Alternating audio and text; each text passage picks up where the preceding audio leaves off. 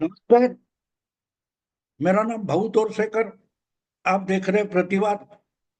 दोस्तों, प्रतिवाद मेरा हिंदी यूट्यूब चैनल है, तो कृपा करके सब्सक्राइब करें जो मुझे हिंदी में सुनना चाहते हैं। दोस्तों, आज मैं एक लिंक आपको बता रहा हूं कि बातें जो खबरें हमारे सामने आती है वो समझना, किस तरीके से समझना जरूरी है। किस तरीके से पिछले 2-3 साल से हम ये बातें, ये खबरें लगातार सुन रहे हैं। कभी कनाडा में, कभी दुबई में होगा, कभी पाकिस्तान में होगा, कोई भारत को वांटेड जो है, ऐसा आतंकी हो, गुनहगार हो, वो मारा जाता है और मारने वाला मिलता भी नहीं है। कनाडा के साथ हमारे रिश्ते भी बिगड़ गए। निज्जर नाम का एक खलिस्तानी था, वो कनाडा में मारा गया, और वो अकेला नहीं, 2-3 लोग मारे गए ऐसे जो भारत में वांटेड थे, लेकिन कनाडा ने उनको आश्रय दिया था। वो अचानक किसी ने आकर उनको मार डाला, और किसने मारा पता नहीं। और कनाडा ने जब भारत पर उसका आरोप किया, तो भारत ने साफ साफ कहा कि आरोप मत करो, अगर हो सकता है तो हमें सबूत पेश करो। कनाडा उसका सबूत नहीं कर पाया। हाँ, लेकिन कनाडा लगातार आरोप करता रहा, उनका प्राइम मिनिस्टर भी आरोप करता रहा, क्योंकि जो खलिस्तानी मारे गए थे वो कनाडा के नागरिक थे, सिटीजन थे, और इसलिए कनाडा का प्राइम मिनिस्टर उनकी मौत पर, भारत मौत के लिए भारत पर आरोप कर रहा था। और भारत से व्यवहार बिगड़ा तो भी उसने परवाह नहीं की। तो एक बात तो माननी पड़ेगी कि अगर सबूत ना होगे तो भी उसके आरोप में कुछ ना कुछ दम हो सकता है, और ये बातें होती रहती है। आपको एक बात, शायद 20-25 साल पुरानी बात याद दिलाता हूं। हमारे मुंबई में जो बड़ी बड़ी माफिया लोगों की टोली होती थी, उसमें दाऊद के साथ छोटा राजन नाम का एक गुंडा था। आगे चलकर 93 के बॉम्ब ब्लास्ट के बाद उसका और दाऊद का रिश्ता बिगड़ा। वो दाऊद से अलग हो गया, और दुबई वगैरह छोड़कर मलेशिया, इंडोनेशिया, ऑस्ट्रेलिया ऐसे जगह जाकर छुप गया था। वैसे दाऊद और छोटा राजन दोनों के दोनों भारत की लिस्ट में वांटेड थे, भारत की लिस्ट में वांटेड थे। लेकिन छोटा राजन अगर बॉम्ब ब्लास्ट के सब बाद दाऊद के खिलाफ हो गया तो भारत सरकार उसको इस्तेमाल कर सकती है। अगर दाऊद आतंकी है तो उसका टोला खत्म करने के लिए छोटा राजन की मदद हो सकती है, तो भारत सरकार की खुफिया एजेंसी वो मदद लेती है। आपको याद दिलाता हूं, नेपाल में दिलशाद दिलशाद खान नाम का कोई पार्लियामेंट्रियन था, नेपाल की संसद का सदस्य था, तो उसकी मर्डर हो गई। तो दबे आवाज में वो मर्डर छोटा राजन के किसी शार्प शूटर ने की, ये बोला जाता है। शायद उसका नाम कोई रोहित वर्मा वगैरह था, मुझे, या लकड़ा वाला, ऐसा कुछ मुझे याद नहीं अभी। लेकिन ये बात उस समय सुनी गई थी, और खुले आम जो धमकियां वगैरह देता था, तो छोटा राजन खुद को हिंदू माफिया बोलता था। तो ये मैं इसलिए बता रहा हूं कि हमारे दुश्मनों का, बोलते ना, लोहे लोहा लोहे को काटता है। तो इसलिए सरकारें भी जब इलीगल काम करना होता है तो ऐसे माफिया वगैरह गुंडों की मदद लेती है, मदद लेती है। तो इसलिए जब कानून से जो काम होता नहीं, कहते ना हम कि सीधे उंगली घी नहीं निकलता, तो उंगली टेढ़ी करनी पड़ती है। बिल्कुल यही बात यहां भी है। अगर कानून से काम नहीं हो रहा है तो भाड़ में गया कानून। काम तो होना चाहिए। इसलिए जहां कानून को बगल देकर कुछ काम किए जाते, इसमें इस माफिया, हर देश के माफिया गुंडों का इस्तेमाल होता है। और इसीलिए तो सालों से माफिया और गुंडे और स्मगलर्स, इनके खिलाफ कानून बनाए जाते, लेकिन ये चीजें बंद नहीं होती। इसका कारण एक है, हर देश के सरकार को माफियाओं की जरूरत होती है। खुफिया काम जो होते हैं उसमें यहाँ का सामान वहां पहुंचाना, या यहाँ का आदमी वहां घुसाना, अपना एजेंट किसी दूसरे देश में इलीगल तरीके से घुसाना है, तो उसके लिए ये माफिया और स्मगलर्स बड़े काम आते हैं। और इसलिए ये चलता रहता है। तो ये आज मैं इसलिए बोल रहा हूँ कि हम बचपन से फिल्में देखते देखते आ गए। आजकल के फिल्मों में नहीं, लेकिन आप अगर 90 तक के फिल्में वगैरह देखे तो उसमें एक डायलॉग हमेशा होता था। किसी गुंडे बदमाश के खिलाफ अगर पुलिस कार्रवाई करती है तो वो एक डायलॉग हमेशा होता था, कानून के हाथ लंबे होते हैं। लेकिन हम अगर पिछले 30-40 साल से देखते तो कानून के हाथ बिल्कुल लंबे नहीं है, बिल्कुल लंबे नहीं है, छोटे भी नहीं। कानून को हाथ है या नहीं है, इसका भी शक पैदा होता है। इतना कानून विकलांग हो गया है। दिखाई देता है गुंडा, पकड़ा नहीं जाता है। आपको याद है ना कि कुछ साल पहले जो फ्रॉड किया था उनको पकड़ने के लिए जो कमिटी, जो पुलिस का टीम बनाई थी, वही टीम उनको भागने को मदद करती है। इसलिए कोलकाता के पुलिस कमिश्नर पर सीबीआई ने आरोप लगाया था और उसको जांच के लिए बुलाया, और नहीं आया तो उसके घर में पुलिस, सीबीआई पहुंच गई तो उसके खिलाफ मुख्यमंत्री ममता बनर्जी ही उपोषण पर बैठ गई थी, हंगर स्ट्राइक पर। तो इससे आप समझ सकते हो। तो बात ये होती है कि कानून जब हाथ से निकल जाता है तो एनकाउंटर शुरू होते हैं। एनकाउंटर का मतलब क्या है? जिस गुंडे को कानून की दायरे में रहकर सजा नहीं दी जा सकती, उसको खत्म ही कर दो, न रहेगा बांस न बजेगी बंसुरी। और इसी कारण से कानून और कोर्ट कचहरी इतनी लंबी चलती है कि गुनाह जुल्म रोकना मुश्किल हो गया। इसी से एनकाउंटर की आइडिया निकली है। तो जो आइडिया वहां से निकली है वो अलग अलग जगह इस्तेमाल की जा रही है। और इसलिए मैं मानता हूं कि कानून के हाथ लंबे नहीं रहे, और इसलिए इंसाफ को हाथ लंबा करना पड़ा। और इंसाफ का मतलब जो कोर्ट कचहरी में मिलता है वो इंसाफ नहीं, ये इंसाफ अलग है, ये इंसाफ अलग है। हमको मालूम है। सही, अभी देखो, यूनो ने सईद हफीज हो, अजहर मसूद हो, ऐसे लोगों पर इनाम रखा है, लेकिन पाकिस्तान की सरकार उनको आसरा देती है।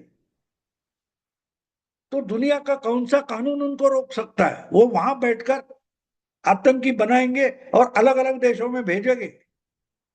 तो इनको खत्म करने से ही आतंक रुक सकता है। तो उनको लीगली या इलीगली खत्म करना पड़ेगा।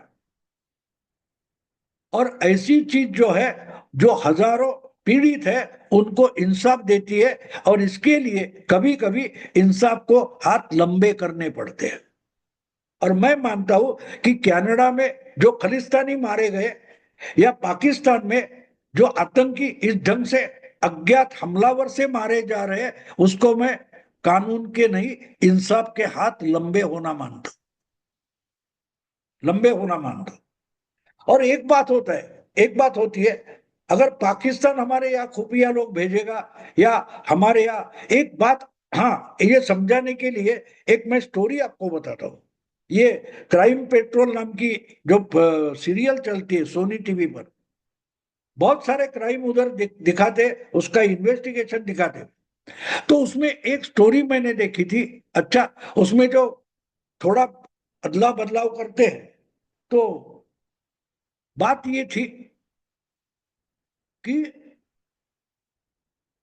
कानपुर का कोई एक पीडब्ल्यूडी का बड़ा सीनियर इंजीनियर है, उसकी दो जवान बेटियां हैं, उसकी पत्नी है, उसका ट्रांसफर हो जाता है उन्नाव, और वो उन्नाव में अकेला रहता है। यहाँ उसका बंगला है, दो बेटियां है, जवान बीवी है, और उसका भाई जैसा एक नौकर है। वही नौकर उसका फैमिली को संभालता है।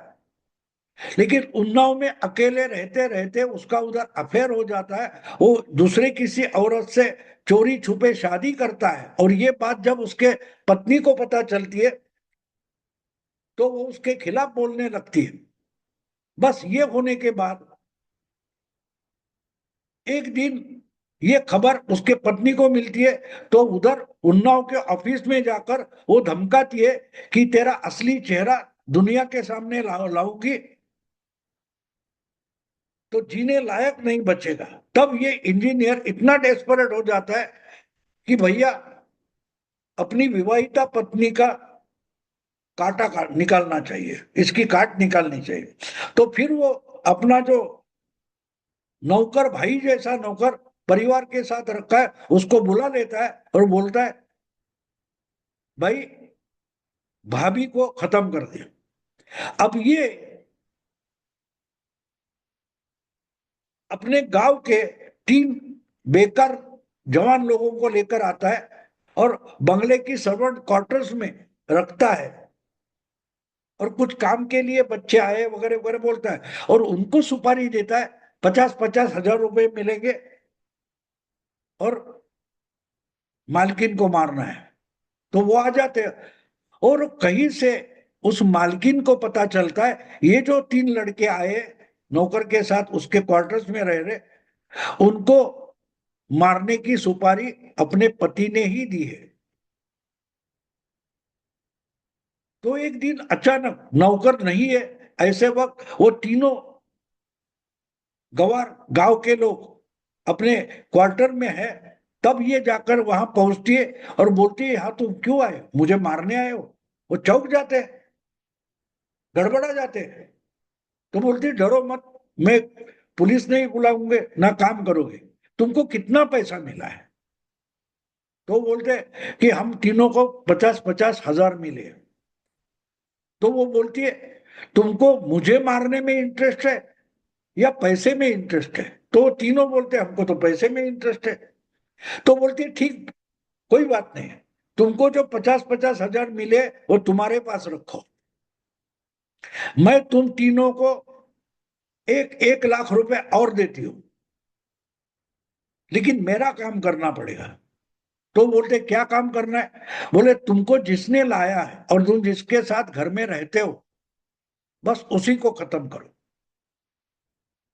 वो मान लेते हैं। तो इसमें बाकी स्टोरी छोड़ दो, उसमें वो विवाहित महिला पत्नी मालकिन उन लोगों को जो जवाब सवाल पूछती है वो मेरे लिए इंपॉर्टेंट है। वो पूछती है तुमको पैसे से मतलब है या मुझे मारने में इंटरेस्ट है। वो बोलते हम पैसे के लिए आए, पैसा कहीं से भी आए, मरना किसी को भी हो तो हमको क्या करना है, हमको तो पैसे से मतलब है। बिल्कुल यही बात क्राइम में होती है। मारने वाला होता है, सुपारी लेने वाला होता है, तो उसका मतलब पैसों से होता है। और जब आप अपने इर्द गिर्द ऐसे कॉन्ट्रैक्ट किलर तैनात कर देते हो, पैदा कर देते हो, तो उनको पैसे से मतलब होता है। पाकिस्तान में जो आतंकी पैदा हो गए और बेकारी के कारण जो गैंगस्टर्स पैदा हो गए, उनको पैसे से मतलब है, देश हो मजहब हो इससे मतलब नहीं है। तो अगर आप किसी को फिदायीन बनाकर अपने शरीर में बम लगाकर मरने को भेजते हो पैसे का लालच देकर, तो वो लोग पैसे के लिए अपने फैमिली का कोई भविष्य बनेगा इसलिए बम लगाकर पाकिस्तान में भी बम तोड़ सकते, फोड़ सकते। तो आपने भाड़े के टट्टू बनाए, भाड़े के किलर बनाए, लालच दिखाकर उनको मरने के लिए तैयार किया है, मारने के लिए तैयार किया है। तो उनका इस्तेमाल अगर पाकिस्तान करेगा तो भारत भी कर सकता है, दूसरा कोई भी देश कर सकता है। अमेरिका के लिए पाकिस्तान की फौज और सरकार पैसा लेकर अपनी फौज को भाड़े के हमलावर बना देगी, तो उस फौज को पैसा देकर भारत भी उनके अपने नेताओं के खिलाफ, अधिकारियों के खिलाफ इस्तेमाल कर सकती है। इन सब के हाथ ऐसे लंबे कर हो सकते हैं। मुझे लगता है कि शहीद हफीज का ये जो बड़ा कोई कमांडर सैफुल्ला खलीद वगैरह, ये 2-3 दिन पहले कराची में मारा गया, इसका कारण साफ है।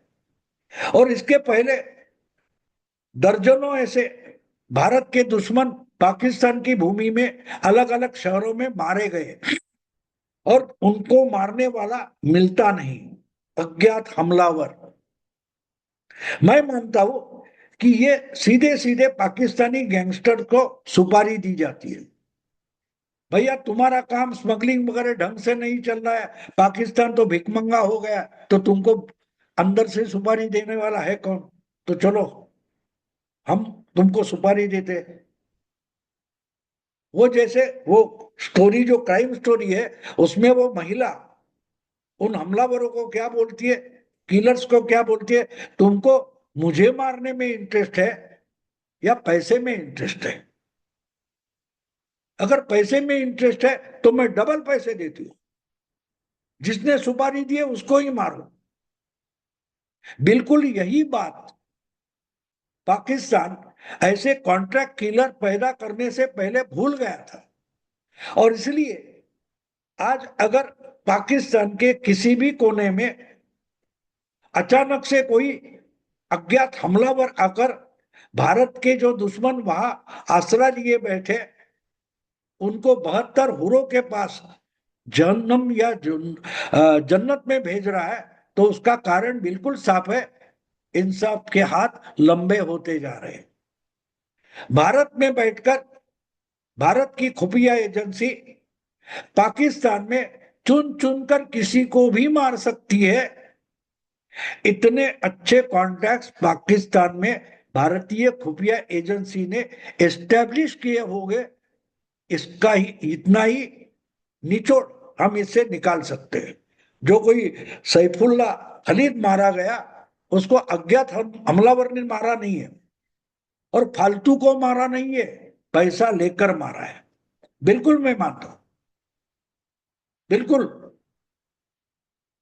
तो ये हमें समझना जरूरी होता है, चलता है कैसा। देखो राजनीति है, राजनीति पर्दे के सामने अलग होती है, पर्दे के पीछे अलग होती है। सत्ता का कारोबार पर्दे के आगे अलग होता है, पर्दे के पीछे अलग होता है। तो बात साफ है, बात साफ है।